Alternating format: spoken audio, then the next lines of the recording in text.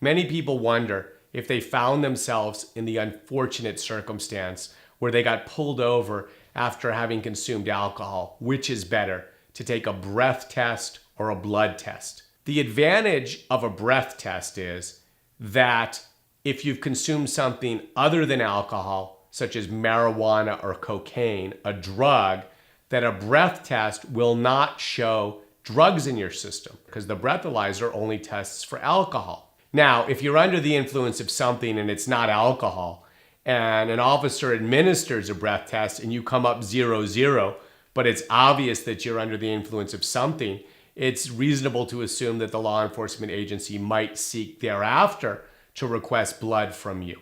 So it's not foolproof.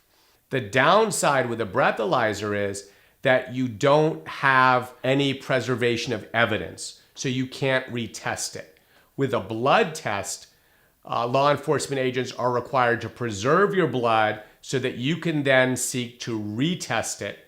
And I would suggest if you get pulled over and you feel that you're not under the influence, that you may have had a glass of wine with dinner, very little alcohol, and you don't trust the law enforcement agency, to do a blood test so then you can seek to preserve and have the blood retested.